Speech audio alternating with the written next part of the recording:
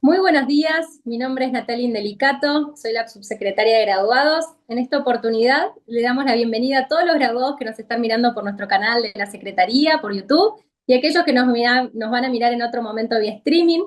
Bienvenidos al ciclo de actualización profesional con Grupo GNP, nuestro primer encuentro, así que estamos muy contentos de empezar este ciclo con ustedes, en la cual la temática va a ser sobre criptomonedas y otros criptoactivos. La verdad que, como bien hablábamos anteriormente, es un tema que interesa muchísimo a los profesionales y bueno, y para nosotros es un placer tenerlos acá con todo su conocimiento para que lo pueda transmitir a todos ellos. Así que muchísimas gracias al contador Gastón Fernández Celi, que es director de entidades financieras, seguros y consumo masivo, que hoy va a estar acá exponiendo, como así también al coordinador Sebastián Mancuso, socio corporativo de impuestos indirectos, quien es el que coordina todo este ciclo. Así que bienvenidos a cada uno de ustedes.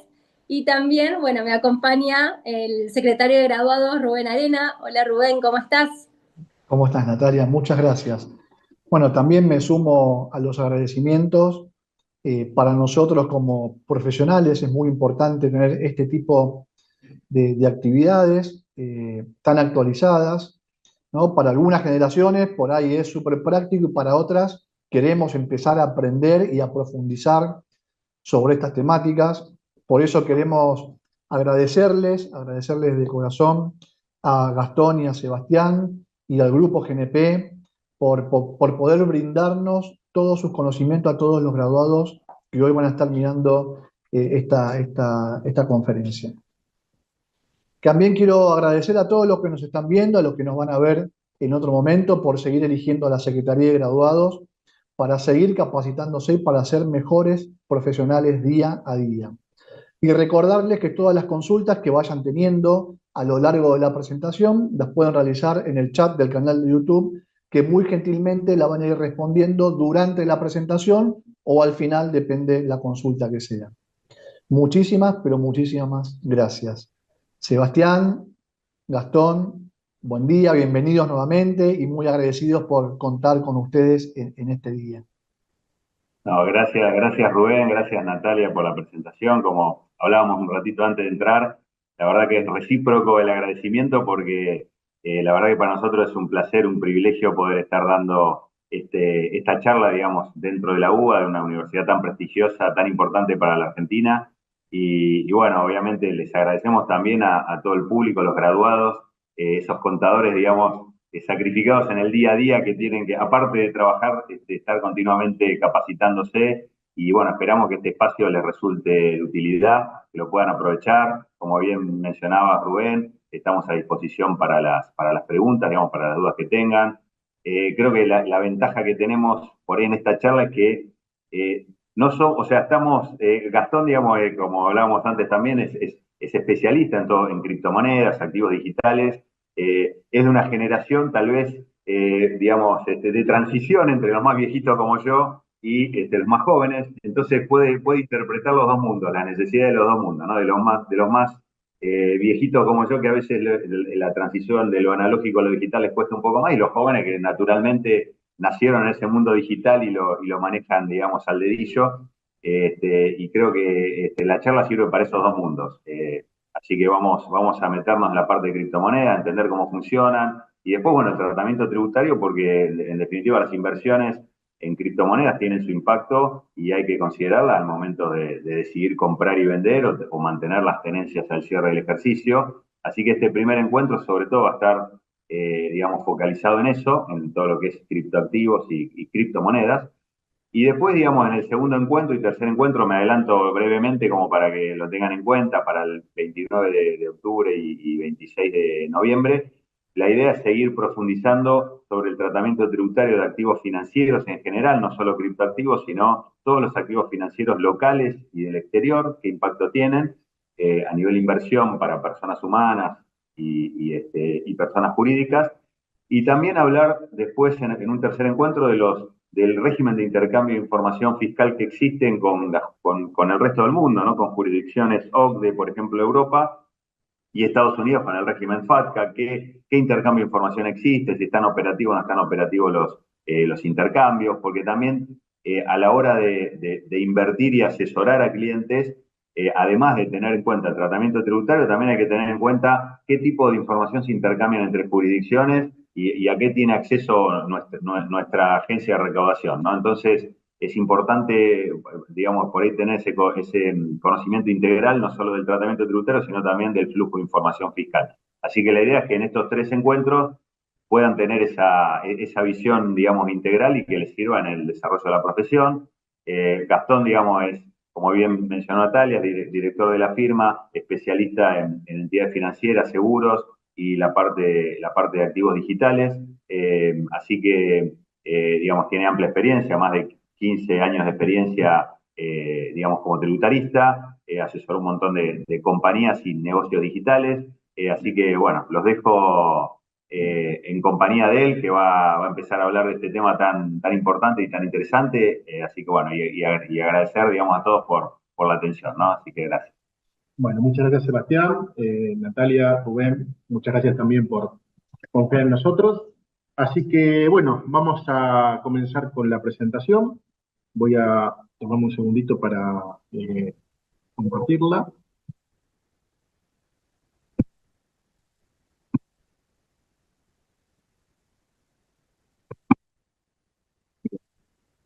Bueno, como ya comentó Sebastián, en este caso vamos a hablar de criptomonedas y otros criptoactivos.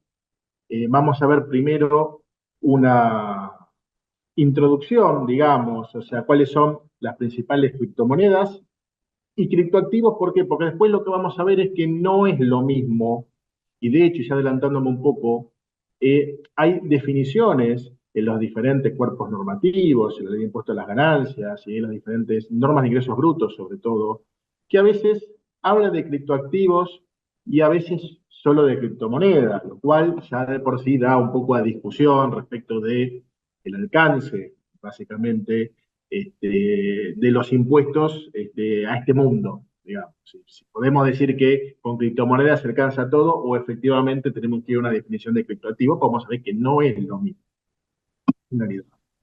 Después también vamos a ver un poquito lo que es la registración en la blockchain, porque la blockchain básicamente es la columna vertebral, lo que hace posible que, independientemente del activo con el que estemos operando, estemos registrando, justamente esto es lo que mantiene un registro único, inalterable, y este es un común denominador en las diferentes redes, que ahora vamos a repasar un poquito.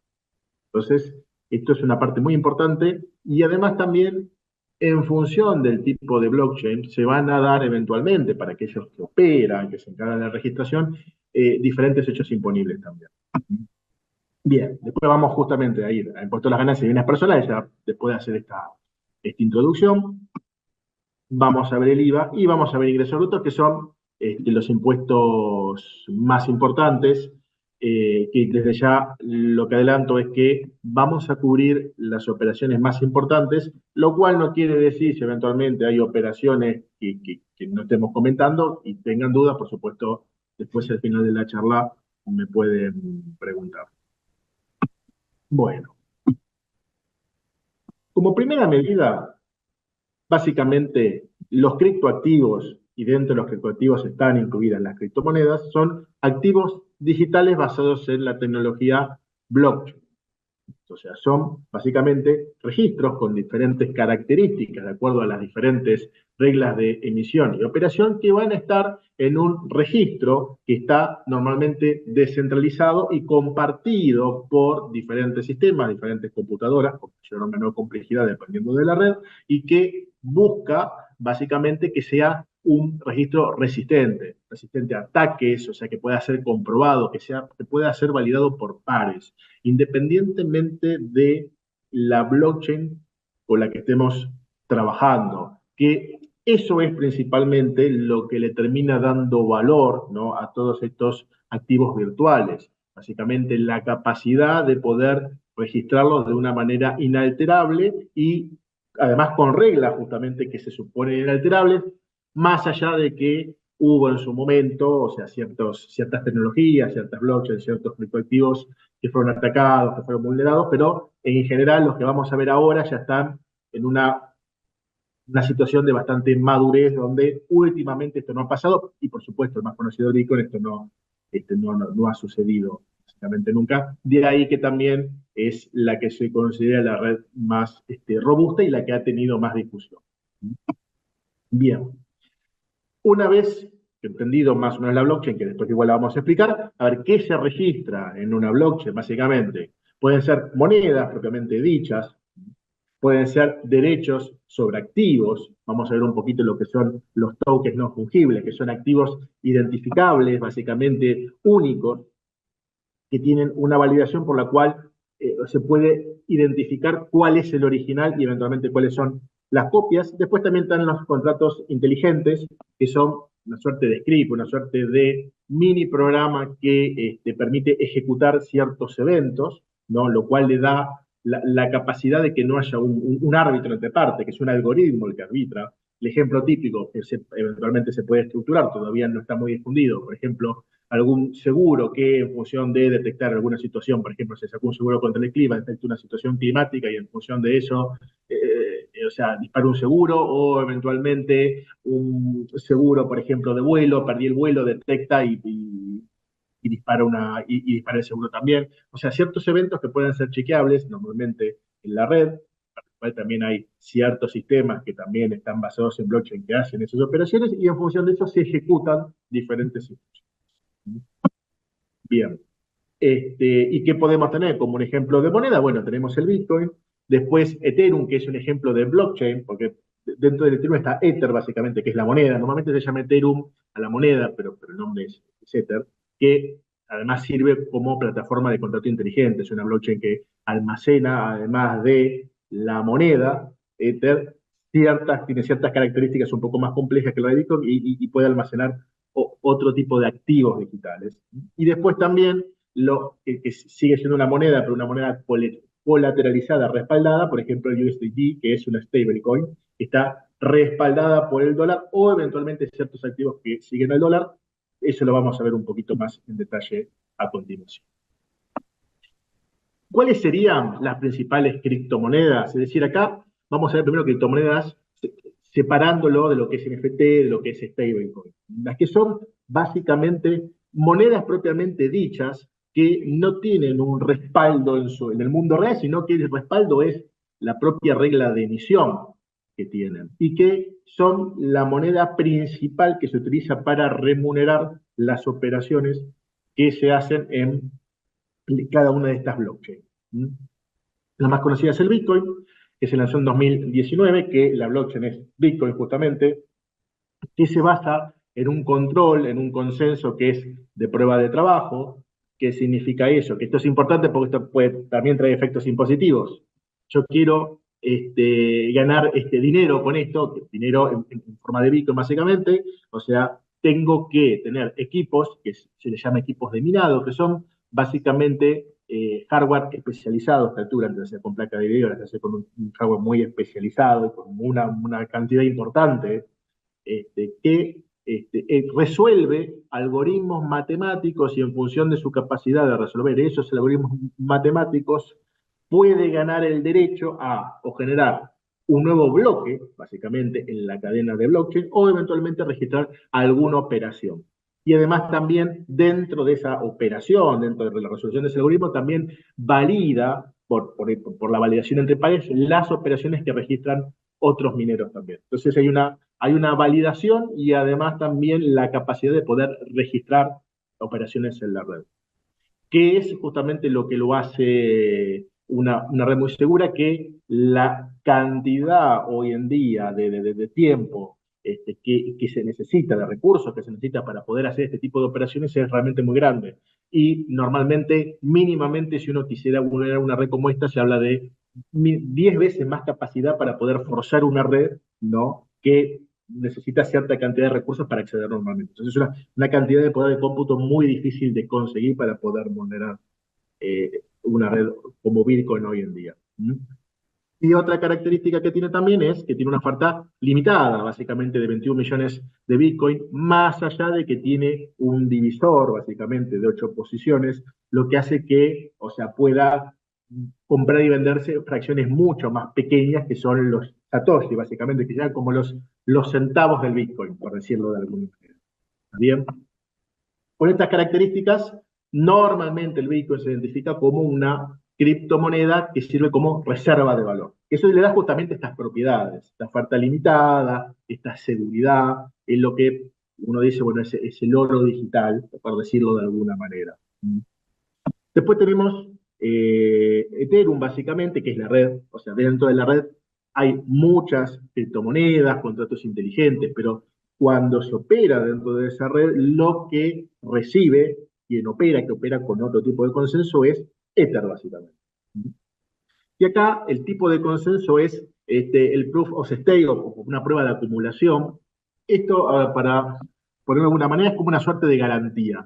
Yo no voy a invertir un montón de recursos, de dinero en un hardware que gaste electricidad para poder resolver un algoritmo. No, yo voy a comprometerme, ¿no?, con una cantidad determinada de recursos, de dinero, en forma de Ether, que yo voy a dejar garantizando la operación, y si yo cometo errores, si yo intento vulnerar la red, intento de alguna manera no respetar las reglas de registración, como siempre hay validación entre pares, hay penalidades y voy perdiendo esa garantía. Y por supuesto, cuánto acceso a la red y cuánta capacidad voy a tener para registrar operaciones, y depende de la cantidad que yo invierta.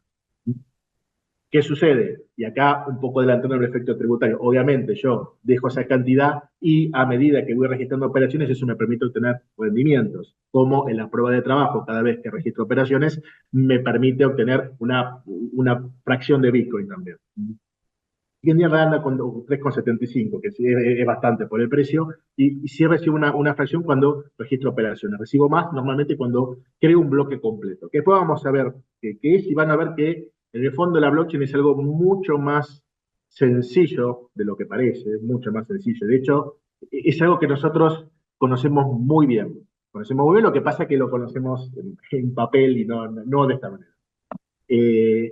Bueno, Ether, ¿qué hace básicamente? O sea, Ethereum sirve para contratos inteligentes, más que nada, ecosistemas de finanzas descentralizadas, es decir, directamente pequeños portales donde yo puedo directamente conectarme y intercambiar criptomonedas, no con un exchange, sino con un exchange descentralizado dentro de la propia red. Y también es una de las plataformas que soporta los tokens no fungibles, que hoy en día probablemente ya no están tan de moda, digamos, hubo una moda hace unos años, pero bueno, empezó sobre todo con Ether, básicamente. Después viene Solana, que Solana es si se quiere, una suerte de competencia a Ether, porque lo que buscó fue bajar al máximo las comisiones y aumentar al máximo también la capacidad y la velocidad de la red. O sea, es muy escalable, es muy rápido. Ether lo que tiene es que tiene, si se quiere, cierta lentitud. Básicamente es un ecosistema robusto, pero tiene cierta lentitud. Solana lo que busca es velocidades instantáneas. Para lo cual, directamente lo que utiliza es una prueba de historia, que esto, a ver, voy a hacerlo muy, muy simple, esto. En Bitcoin invierto en hardware, y además ese hardware, como tarda tiempo en resolver los algoritmos, eso dificulta el acceso a la red, dificulta el ataque, porque hay como una lentitud a propósito, ¿no?, para poder acceder a operar. Con Ether también hay un tiempo de proceso, y además, por supuesto, están estas garantías. Y con Solana es directamente un tiempo puesto de forma artificial, que es parecido a cuando yo, por ejemplo, quiero comprar una entrada a un evento en una página web que tengo una cola digital. Entonces, hasta yo poder acceder a poder hacer la transacción, tengo que esperar. Bueno, te estoy simplificándolo muchísimo. Bueno, es de esa manera. Entonces, le establece ya una lentitud, si se quiere, para acceder a la red ficticia, y que por supuesto es mucho más controlable que esta prueba de trabajo, y se requiere mucho menos recursos. Entonces, una suerte de simulación de las limitaciones que se hacían con Bitcoin. Se hace por hardware, y por Ether un poquito por software más esta garantía financiera.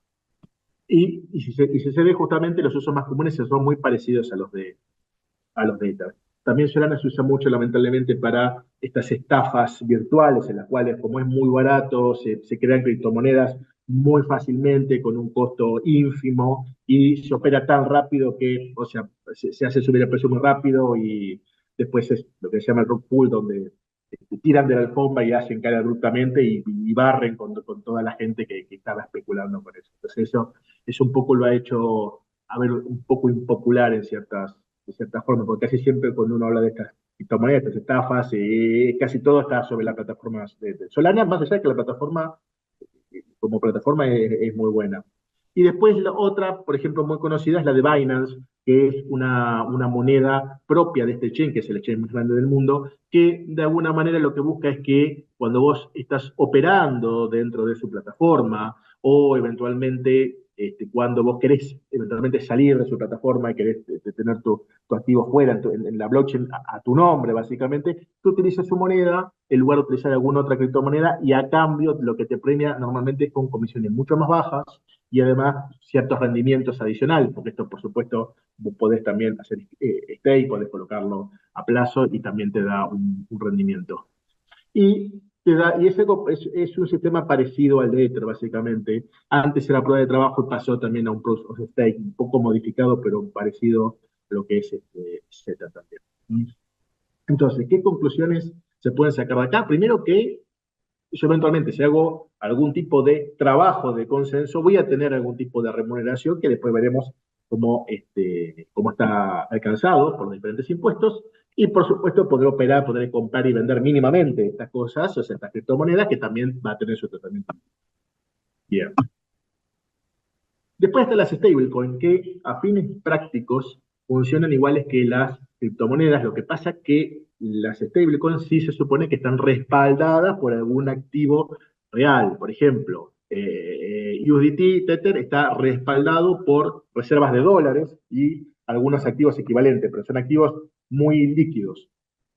A veces se critica esto porque normalmente no tienen auditorías completas, tienen ciertas certificaciones de fondos, y estas stablecoin tienen la característica de operar en varias redes también, a través de contratos inteligentes. No me quiero meter mucho en eso, pero cuando se opera en una red queda una parte, si se quiere, almacenada, inalterable en la otra red como garantía, y a poco se fueron desarrollando ciertas tecnologías para interoperar, ¿no?, en diferentes redes, básicamente.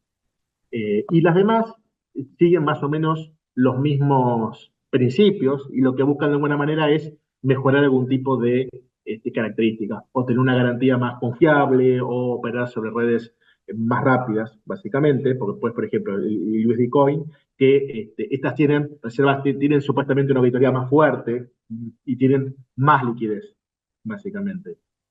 Después viene, por ejemplo, la DAI, que tiene colaterales cripto. Esto es a veces un poco peligroso, pero lo que buscan esta clase de criptomonedas es ser 100% virtual. ¿Por qué? Porque, por ejemplo, la USD Coin tiene almacenado sus garantías en algún país que de repente se vuelve hostil a esta clase de operaciones, confisca los depósitos y se termina la garantía. En cambio, en estos casos, si el colateral es alguna criptomoneda que tiene liquidez, bueno, no importa, sigue estando en el mundo virtual 100%. Es mucho más difícil que sea atacado, digamos, la garantía en el mundo real. Es como el ideal encontrar una manera de que siga el dólar, básicamente, porque normalmente sigue el dólar, pero con una colateralización 100% virtual. Tal vez los que estén más metidos en esto, hubo un ataque muy fuerte a una que era la criptomoneda estrella, la stablecoin estrella, que era Luna en su momento, que acá ni la puse, pero sigue operando, pero hubo un ataque muy fuerte que perdió la paridad, o sea, básicamente, por un ataque que se hizo, y bueno, ese es el problema también que tiene esto, que está más sujeto es virtual y está más sujeto a ataques virtuales también, por otro lado.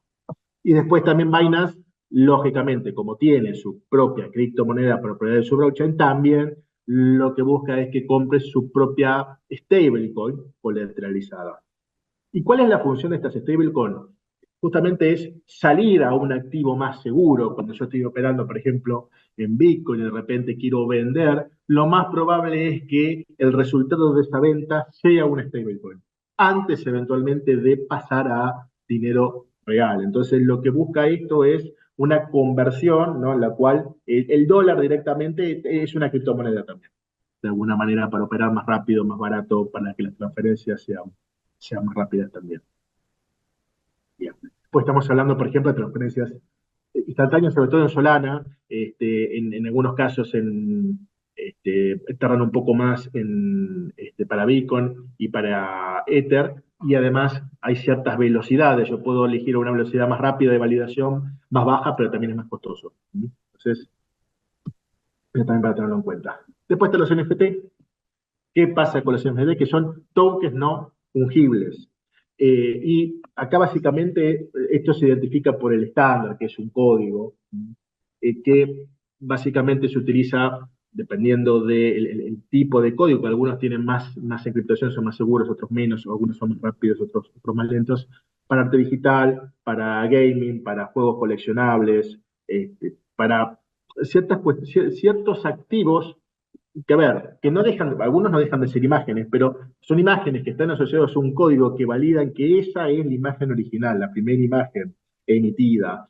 Si se quiere, el más conocido es ahí dentro de los primeros, en el ERC-721, que estaba en el blockchain de Ethereum, es el Ape Chat Club, o sea que eran esas, que todavía sigue estando, esas imágenes de monos, o sea, con diferentes colores, customizaciones, que dónde estaba, si se quiere, el valor en su momento, que se supone que además de tener esa imagen que probabas que era tuya y única, eso también te daba la característica de poder acceder a algunos eventos exclusivos, algún foro especial, eventos con famosos, o sea, tenía alguna contraprestación, si se quiere, en el mundo real para darle más valor.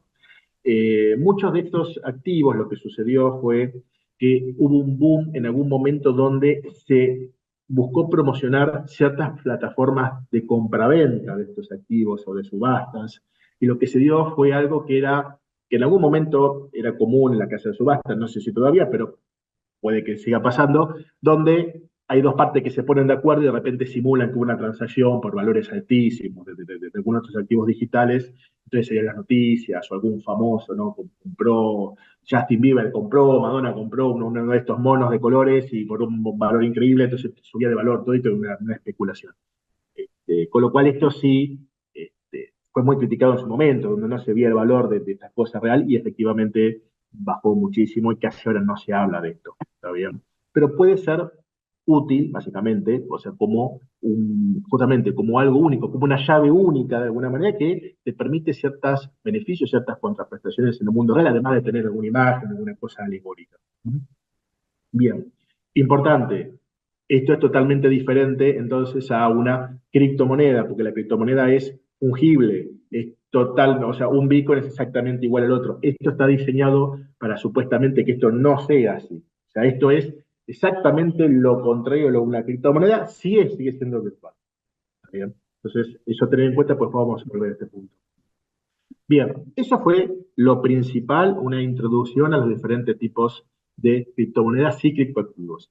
Y ahora vamos a ver la blockchain, que no voy a mencionar las cuestiones, la validación de pares, el tema de nodos y demás, sino que voy a ir directamente a qué ve uno cuando usa un explorador de blockchain, que depende del explorador de blockchain, lo va a ver de diferentes maneras. Yo acá voy a mostrar uno que es bastante parecido, ¿no?, a algo que nosotros deberíamos poder reconocer. Primero la definición. La blockchain es una base de datos. ¿Está bien? Básicamente, de hecho, por ejemplo, en Bitcoin, si yo agarrara toda la base de datos, sería un TXT de no más de 1 giga, no es una cantidad, porque adentro hay texto plano, básicamente, lo que pasa es que está encriptado, está separado por bloques de una manera que solamente el algoritmo sabe, básicamente, cómo tiene que ensamblarlo, y justamente para poder alterarlo, justamente se requiere estos consensos que no se puede volver a verlo, pero puedo bajarlo, puedo ver si puedo editarlo en mi casa, de texto plano, pero eso no va a tener ninguna incidencia en real. ¿Está bien? Y básicamente, y para adelantarme, esto es un libro diario. Es simplemente un libro diario. Cada bloque es una hoja de un libro diario y cada registro es una entrada del libro diario. ¿Está bien? Un libro diario infinito, dinero diario infinito.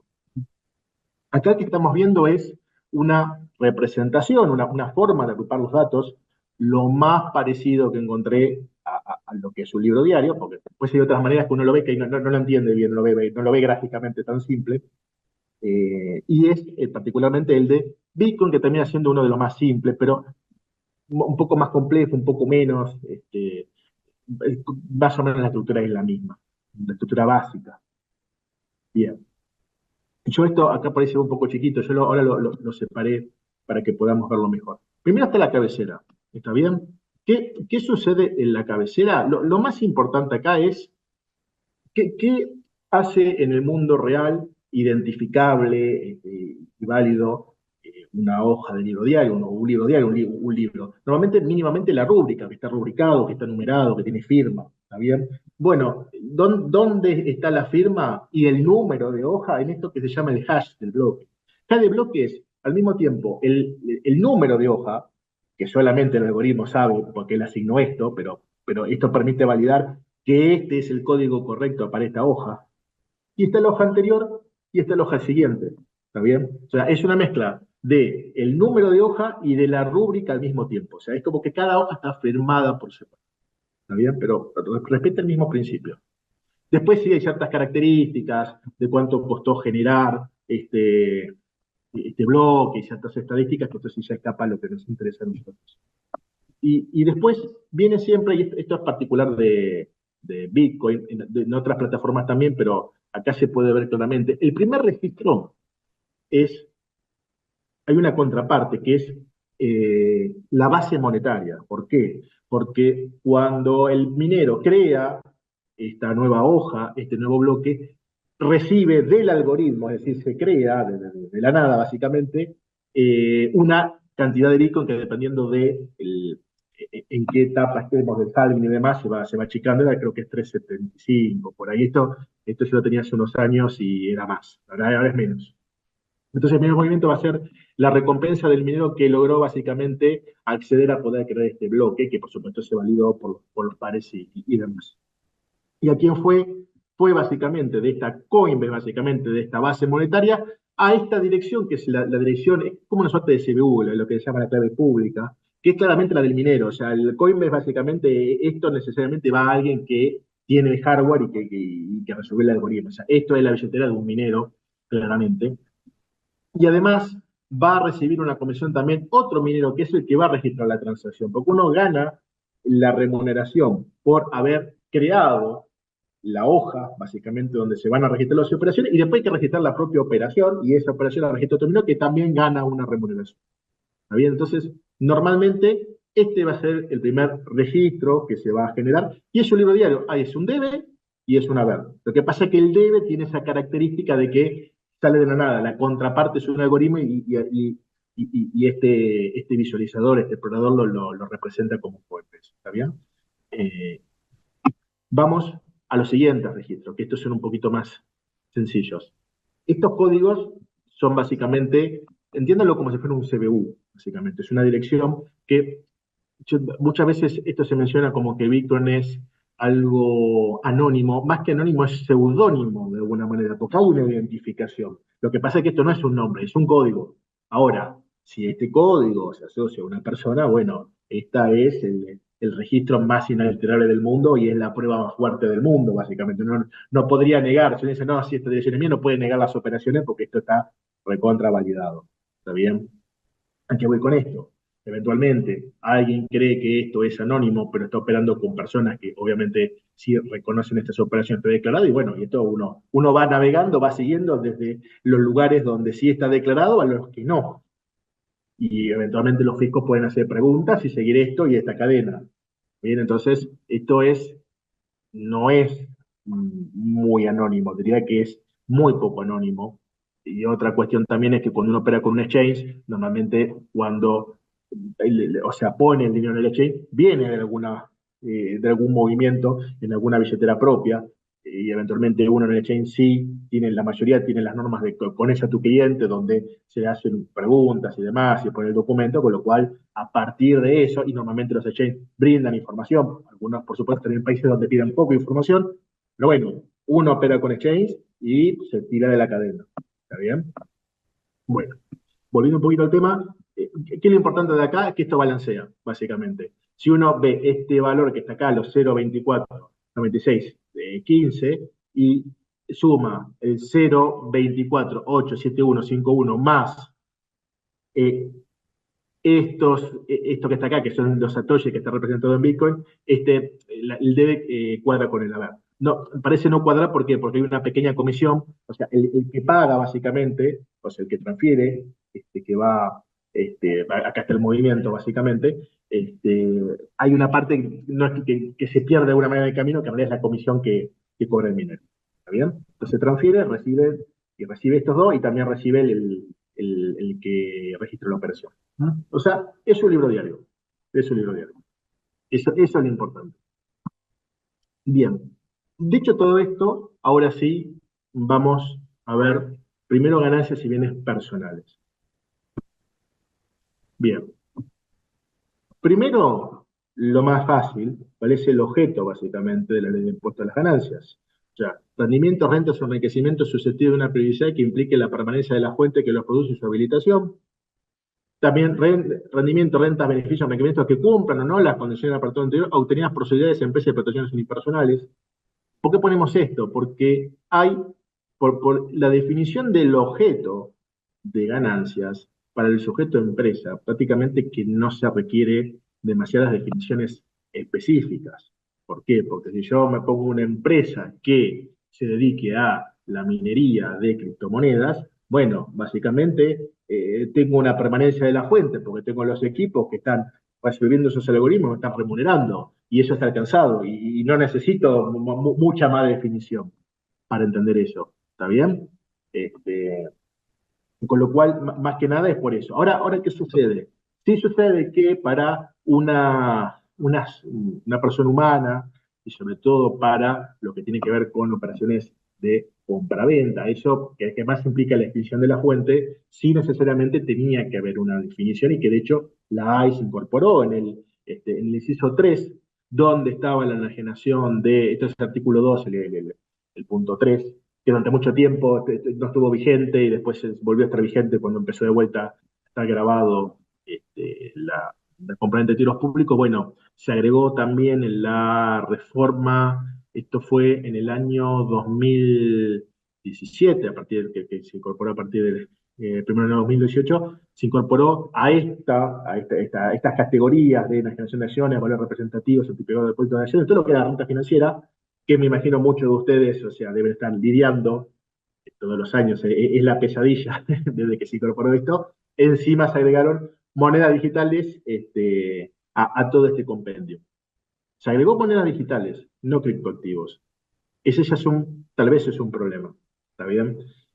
A ver, en líneas generales, adelantándome, un poco nuestra postura es que también los NFT y otros criptoactivos también se graban, pero, a ver, uno podría perfectamente, justamente por lo que vimos antes, decir, bueno, no, una cosa es una moneda digital, otra cosa es un criptoactivo y está perfecto, es una definición técnica que es razonable. De hecho, y adelantándome un poco, por supuesto no se puede hacer analogía, pero cuando vayamos a ver ingresos brutos y ciertas definiciones, ciertos códigos fiscales perfectamente entendieron esto y lo definen y te dicen, no, moneda digital, pero moneda digital es un montón de cosas, porque saben que si no se puede dar esa discusión. ¿Está bien? Entonces, además, por supuesto, como los códigos fiscales, ingresos brutos, todos los años es más fácil cambiarlos, se reúnen, lo actualizan, esto que se fue incorporando, por supuesto, después, más o menos por el 2021, 2022 empezaron a aparecer estas definiciones, esto fue el 2018. Esto quedó estático, mucho más trabajoso, difícil de ponerse de acuerdo que para modificar ganancias, y quedó ya con una definición un poquito más vieja, digamos. ¿Mm? Bien, pero está, moneda digital. Para persona humana, la venta de monedas digitales está definida acá como primer punto. Bien, entonces, las operaciones más sencillas, después por supuesto podemos ver otras, podemos charlar de otras también, pero ya con esa definición, básicamente, y las más comunes, la enajenación de criptomonedas, entonces va a estar alcanzado al 15%, ¿Cómo sé que fuente argentina? No hay, digamos, una definición clara respecto de esto, porque normalmente las criptomonedas, salvo que yo diga, no, yo soy un minero que generé la criptomoneda a partir de una operación que hice en la Argentina, bueno, ahí hay un punto. Si no, normalmente el criterio que uno suele aplicar es que la criptomoneda, o sea, es de fuente extranjera, digamos, ¿está bien? Pero esto ya es discutible de vuelta, quedó desactualizado porque no hay una plaza donde yo pueda identificar de dónde es. ¿Mm? Bien, esto está grabado como, por ejemplo, evento de acciones en persona humana del 15%, persona jurídica está en la escala que va del 25 al 35%, dependiendo del el monto de rentas total que se tenga. Después, eso es la compraventa que habíamos dicho.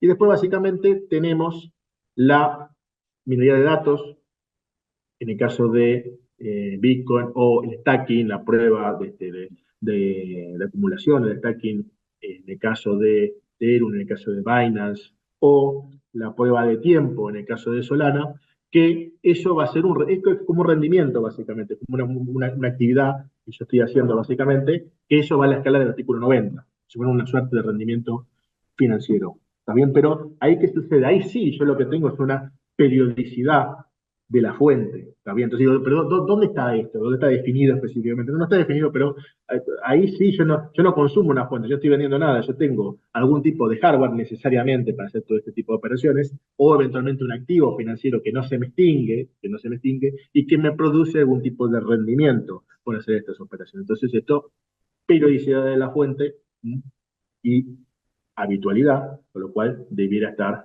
alcanzado. ¿Está bien? Acá podríamos discutir eventualmente, no, bueno, pero si una persona humana dice una sola vez, acordémonos que todo lo que tiene que ver con renta financiera, esa habitualidad es instantánea, ¿no? O sea, con que lo hago una vez, ya está alcanzado. Más a ver, operé una sola vez con un bono del Tesoro de Estados Unidos, por más que sea una vez, está bien, eso para tenerlo en cuenta. Por supuesto, una persona jurídica desde ya que también.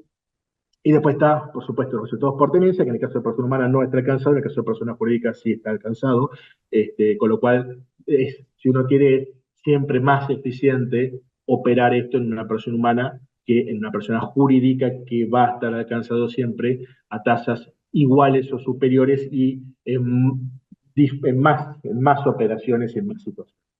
¿Está bien? Después uno puede decir, bueno, el airdrop, por ejemplo, que son, por ejemplo, remuneraciones de criptomonedas por tener una cantidad, que eso también estaría alcanzado. Hay otras cosas también, pero estos son el 90% normalmente es estas tres operaciones. 3 o 4 o 5 si uno separa minería de stacking y acumulación por tiempo, digamos, ¿no? Pero se puede poner en esa categoría. Bien. Ahora, otra cuestión también importante es que cuando uno habla de venta, tenemos que pensar que esto no es una moneda, básicamente, como podría ser el dólar.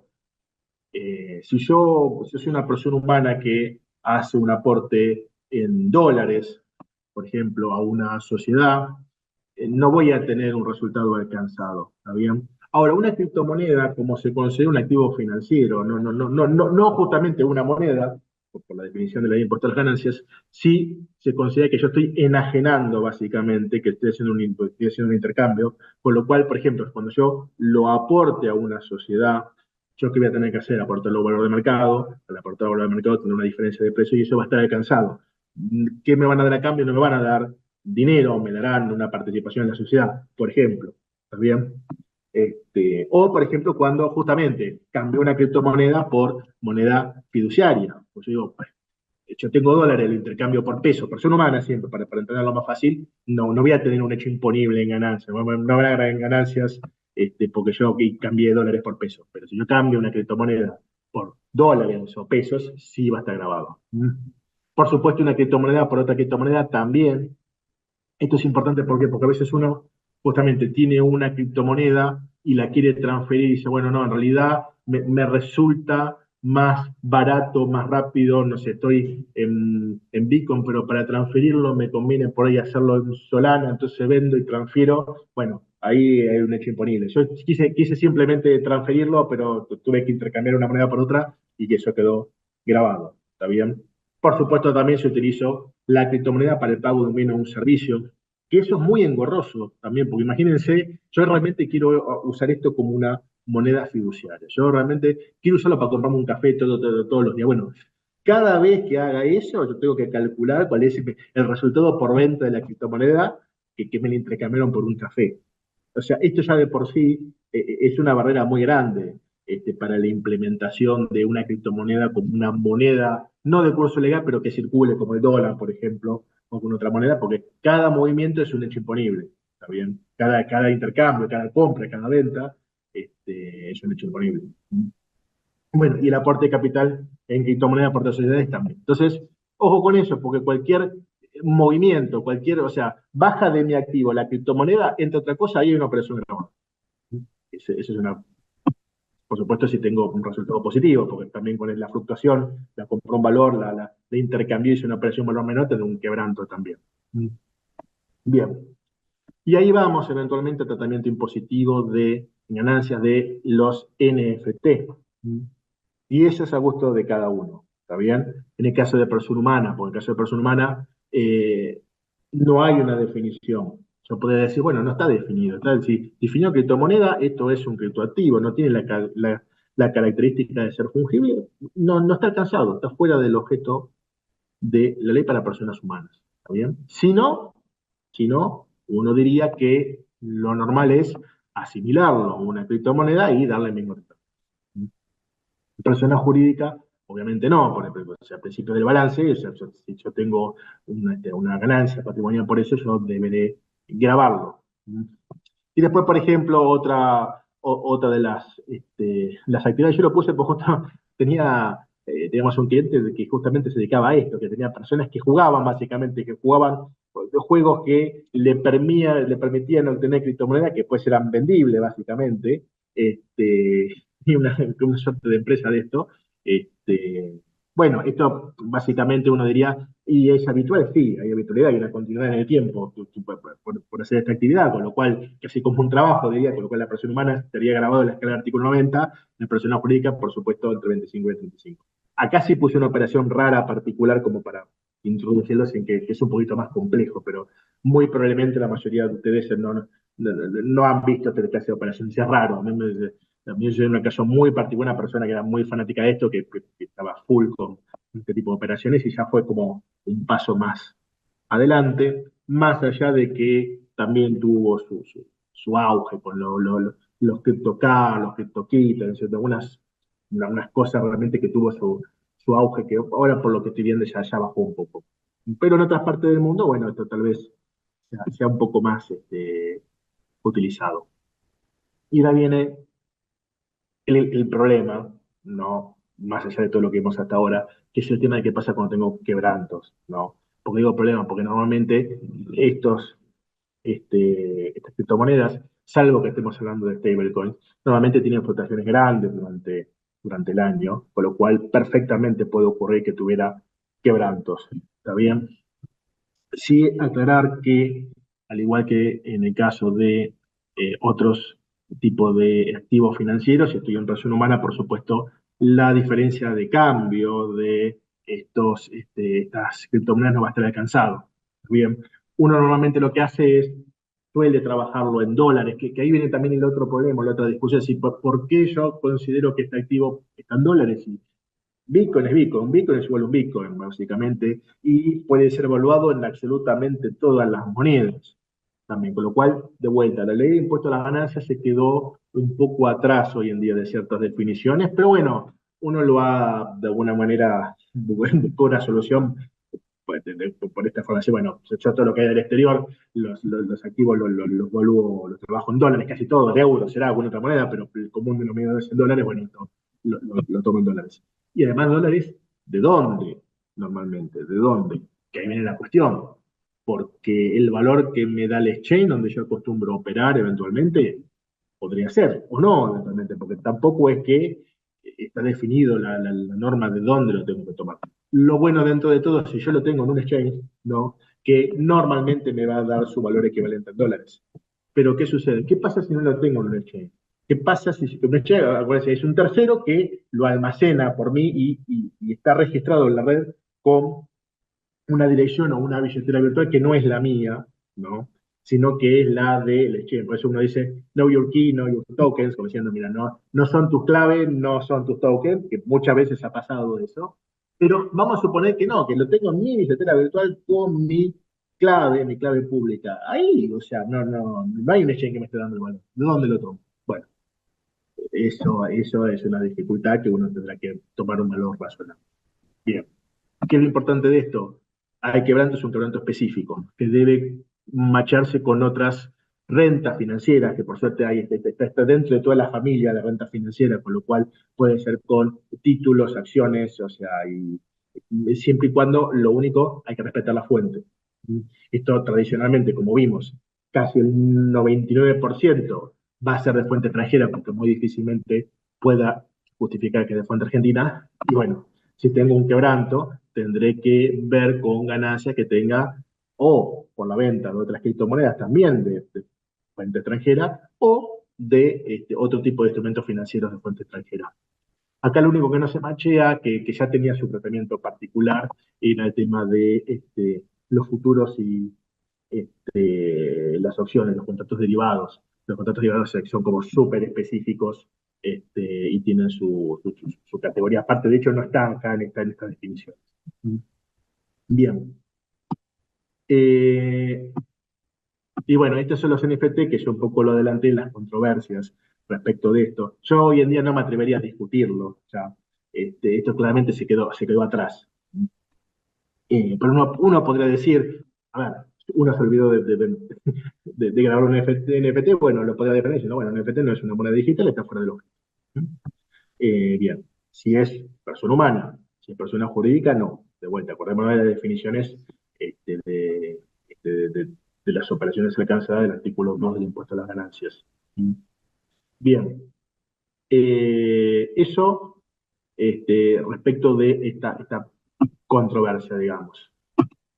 Bien, bueno, esto, perdón, lo paso rápido. Y después, acá ya vamos a ver, ya pasé a bienes personales. Bienes personales, a ver, no está la definición.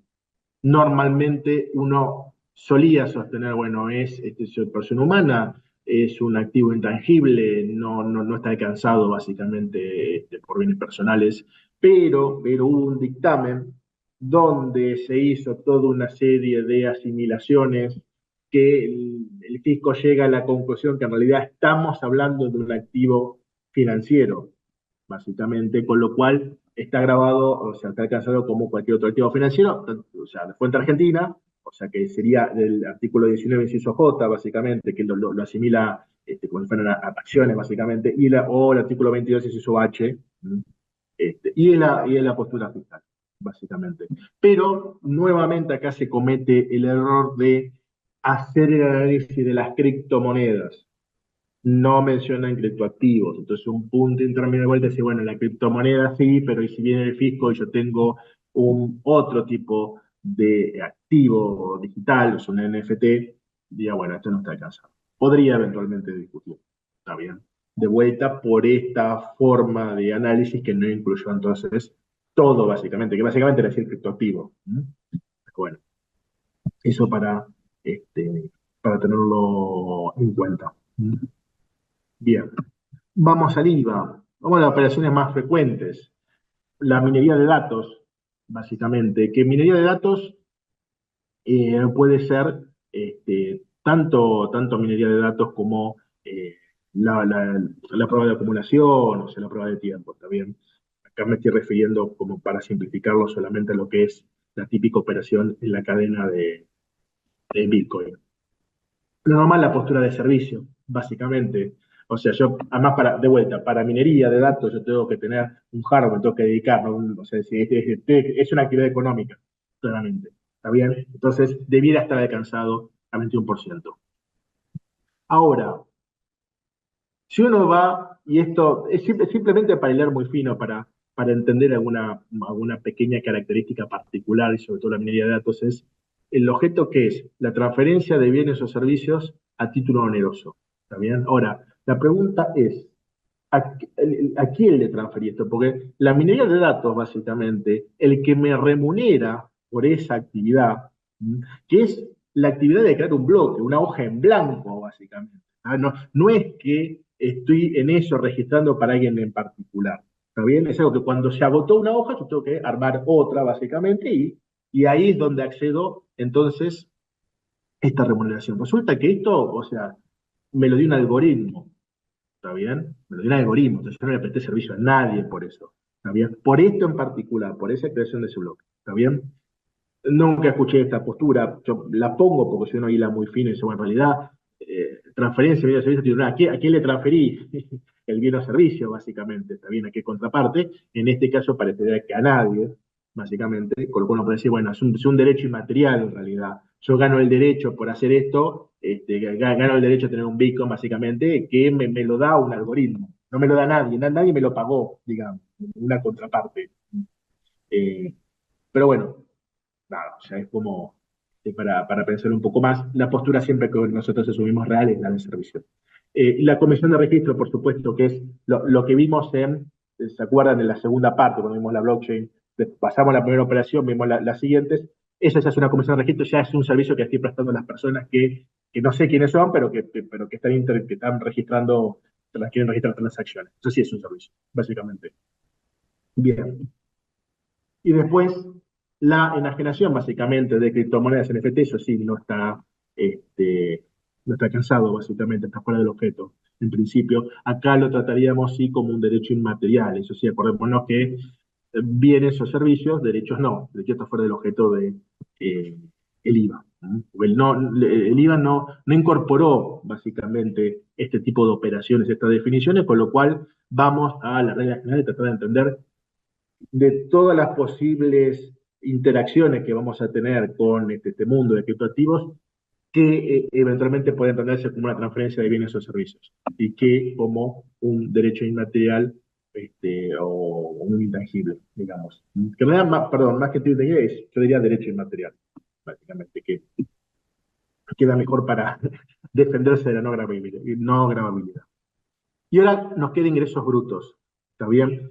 ¿Qué pasa con ingresos brutos? Acordémonos que tenemos 24 jurisdicciones. Vamos a tratar de entender un poquito las reglas en común para aquellas jurisdicciones que de alguna manera tienen reglas en común. Pero, y también voy a hacer una mención a algo muy importante que va a pasar a partir del 1 de enero del 2026, porque la Comisión Arbitral sí lanzó un nomenclador de actividades donde acá sí vamos a poder ver montones de operaciones con una definición técnica muy completa, ¿no? Que busca justamente no dejar lugar a dudas de qué actividades relacionadas con este tipo de operaciones están alcanzadas. ¿Está bien? Pero podríamos decir, básicamente, podríamos tomar, por ejemplo, dos ejemplos de dos jurisdicciones que reconocen explícitamente este tipo de operaciones. Tucumán. Tucumán, por ejemplo, graba la diferencia entre los precios de compra y venta de divisas y títulos públicos y las operaciones de compra y venta de monedas digitales. Agregó esa parte, esto fue en 2021-2022 más o menos. Pero dice moneda digital, ahí viene entonces el problema. Ahora, Córdoba graba la venta de criptoactivos, básicamente. ¿Está bien? Y no lo alcanza cuando la operación provenga de la compra de moneda. ¿Eh? Es decir, yo puedo intercambio de moneda no, pero cuando lo utilizo para el pago de operaciones, para pagar un servicio, por ejemplo, sí. Bueno, está bien, entonces. Y aquí viene el punto. Si bien habla de, por ejemplo, Córdoba de criptomoneda, después dice, ojo que las criptomonedas son monedas digitales, son monedas virtuales, criptomonedas, criptoactivos, tokens, stablecoin y demás conceptos que por su naturaleza y características o texturas impliquen una representación digital de valor que puede ser objeto de comercio digital y cuyas funciones directas y o indirectas son la de constituir un medio de intercambio y una unidad de cuenta y o reserva de valor. Si es una definición así estuviera en ganancias, claramente no importa, le pongo el nombre que quiera, le pongo NFT, le pongo criptomoneda, está alcanzado. Pero justamente no tiene esa definición. Ya estos códigos fiscales pasaron unos años y ya comenzaron a incorporar una definición mucho más completa, ¿no? Donde queda claro básicamente que cualquier activo digital debiera estar alcanzado por esto, por supuesto, si le cumplen las características de configurar el hecho imponible. Bien. Ahora, Tucumán, por ejemplo, no aclara esto.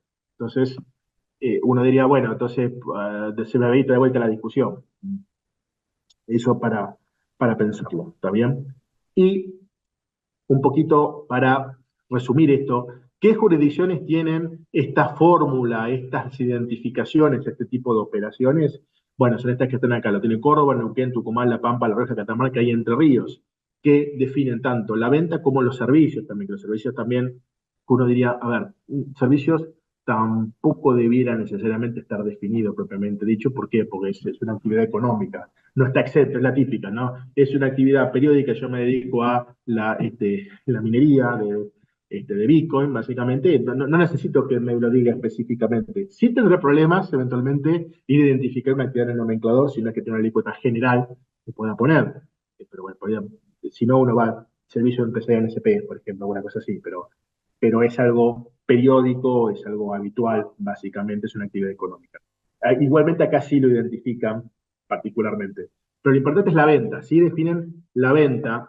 ¿Y qué sucede? Lo definen, sí, con una base especial, con un resultado neto, a veces se puede utilizar por inflación, alguna jurisdicción, pero el resultado neto, es decir, ya no es un impuesto a los ingresos brutos, es un impuesto a un resultado neto en este caso.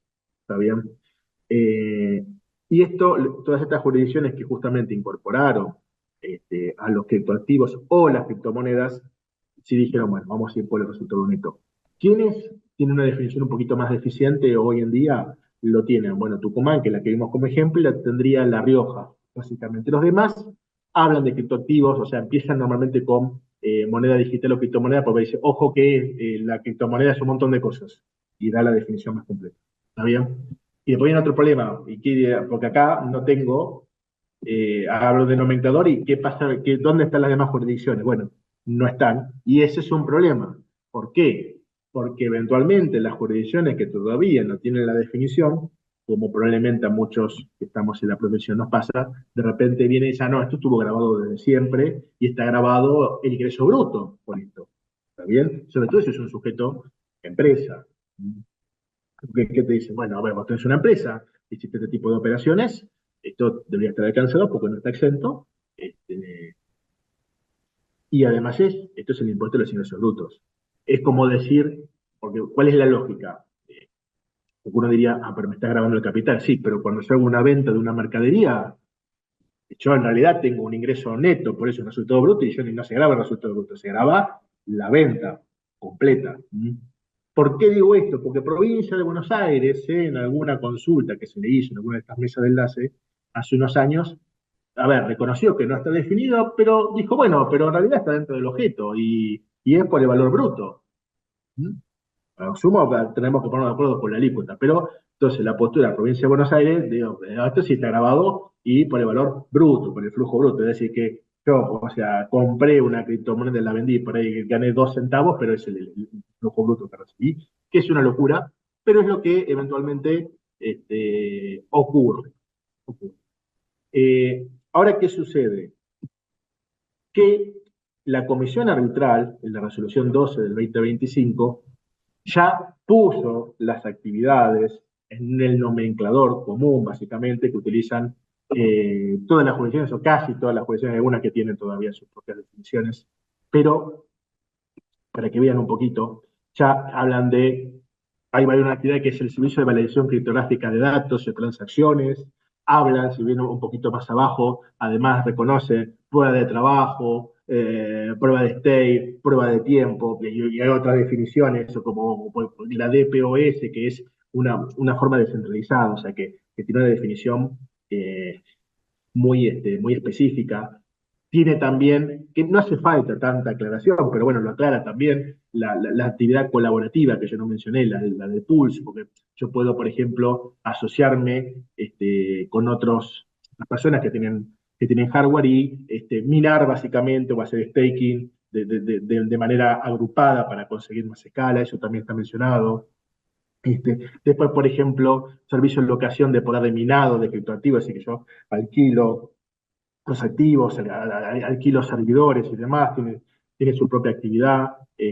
Por supuesto, el compraventa e intercambio de criptoactivos, después todo lo que tiene que ver con la intermediación, o sea, todo lo que es la actividad de exchange, después también los servicios de validación de datos y de transacciones, o sea, porque también hay otras operaciones que son de una suerte de auditoría o no de auditoría, por ejemplo, en Vico, que yo solo lo mencioné, además de aquellos que pueden modificarla, hay otros que solo lo validan también, o sea, si eso estuviera remunerado, que el caso de Vico no tiene remuneración eso, pero podría, en otras redes podría tenerlo también. Entonces, acá hay un montón de definiciones muy técnicas y muy específicas que van a tener su código.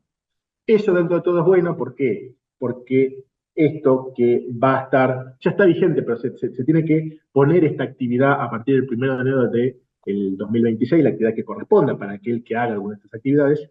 Se supone que aquellas jurisdicciones que todavía no grabaron esto explícitamente, debieran poner una alícuota a esto también. Y esperemos que también, sobre todo la parte de compra-venta, también incorporen una base especial, básicamente, un resultado neto, como si hicieron las demás jurisdicciones.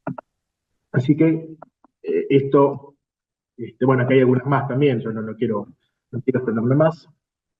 Así que bueno, en principio estos son el tratamiento tributario de las principales operaciones. Como vimos, sigue habiendo discusiones en ganancias para repasarlo rápidamente. Acordémonos, podríamos discutir eventualmente persona humana, un NFT, no está alcanzado, qué tipo de cambio tomamos, por qué lo tengo que hacer en dólares si son criptomonedas, de qué plaza lo tomo, cómo sé si es fuente extranjera, cómo sé si es fuente argentina, todas discusiones. Bienes personales, sin ninguna clase de cambio, hay todo un análisis bastante cuestionable del fisco que dice que esto en realidad sí está alcanzado, lo asimila a otros activos financieros, discutible, por supuesto discutible también porque habla de criptomonedas, no habla de tokens no fungibles, también. Después, bueno, en el IVA tenemos esa pequeña perlita de decir, bueno, en realidad cuando mino datos yo no le presto servicios a nadie, podría ser un derecho eventualmente, yo igual acá ya estamos yendo por servicios, y por supuesto en ingresos brutos, dependiendo de la jurisdicción, será más o menos. ¿Está bien? Y esto solamente la capa más importante de las operaciones más comunes que tenemos. ¿Está bien? Después, como vimos, hay un mundo mucho más profundo, pero esto un poco también se basa en nuestra experiencia, en las cosas que empezamos a ver, que son más o menos estas que charlamos. ¿Mm? Así que bueno, en principio espero que haya sido útil. Desde ya estamos abiertos a preguntas. Así que no sé si ya podemos comenzar con esa etapa. Denme un segundito. Ahí está. ¿Sí? ¿Me están escuchando? Hola, hola. A ver, perdón. Acá estoy. Denme un segundito, que estoy viendo los mensajes. Bien, a ver. Yo voy leyéndolo en tiempo real. El primero es, quiero hacer una consulta, si soy un freelance, monotributista responsable escrito y ofrezco un servicio al exterior y me pagan en cripto, ¿cómo se hace la registración? Factura entiendo. Sí, a ver, acá el tema es que vos, o sea, vos estás prestando un servicio, también independientemente de cómo te lo estén remunerando.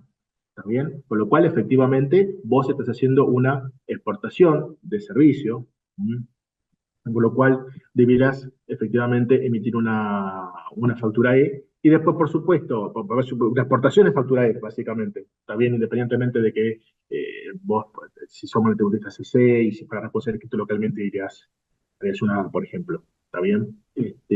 Entonces, efectivamente sería con factura y bueno, y recibirías estas criptomonedas. En principio, como en el IVA no va a estar alcanzado porque es una exportación de servicios, básicamente, y sí, por supuesto, y tampoco debiera estar alcanzado en ingresos brutos, salvo alguna jurisdicción muy particular que todavía está discutible si te graban o no los servicios. Está bien, pero en principio lo que tendría prioridad ahí sería la exportación. Y después vos me decís otra pregunta que es, luego esa cripto la vendo en un exchange o mismo en un peer-to-peer. Bueno, Acá, ¿qué sucede? Vos esa moneda le vas a dar como valor, básicamente, el valor de tu servicio. Ese es tu costo, ¿está bien? Y a partir de ese costo, si después eventualmente la vendés y hay alguna diferencia de valor, va a tener entonces su ganancia en el impuesto de las ganancias. ¿Está bien?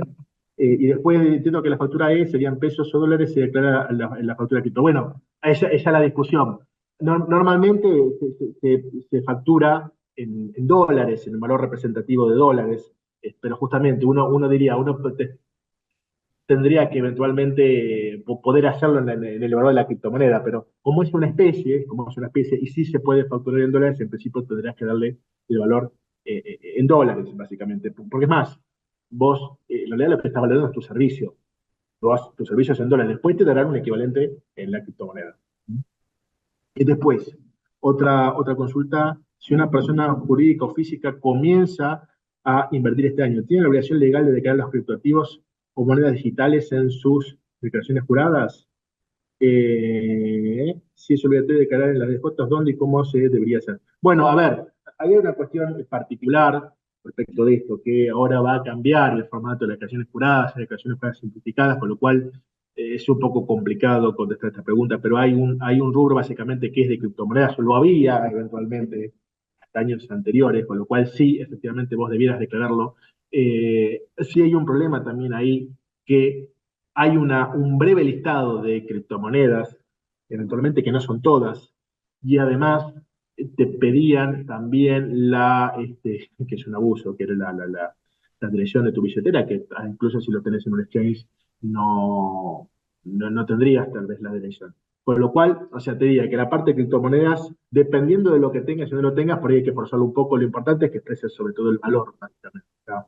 Yo no recomendaría multinota ni nada, pero el aplicativo está bastante limitado. Veremos para este año, eventualmente, con estos cambios que va a haber, si esto se simplifica. Bien. Tengo estos mensajes, nada más. Sí. Las preguntas un poco las fuiste contestando. Así que nada, de nuestra parte, digamos, por ahí le damos el cierre a esta charla, que la verdad que fue muy, muy interesante, muy didáctica, creo, Gastón, así que nos ilustraste mucho con la realidad actual de las criptomonedas y criptoactivos, así que, bueno, esperamos que la hayan aprovechado, los esperamos en el segundo encuentro, que va a ser el 29 de octubre, ahí vamos a seguir hablando de activos financieros, ahí vamos a ampliar el abanico a otros activos financieros, desde, no sé, títulos públicos argentinos, obligaciones negociables, a fondos comunes de inversión del exterior, un poco el repaso, digamos, de cuál es la situación fiscal de cada uno de los instrumentos financieros.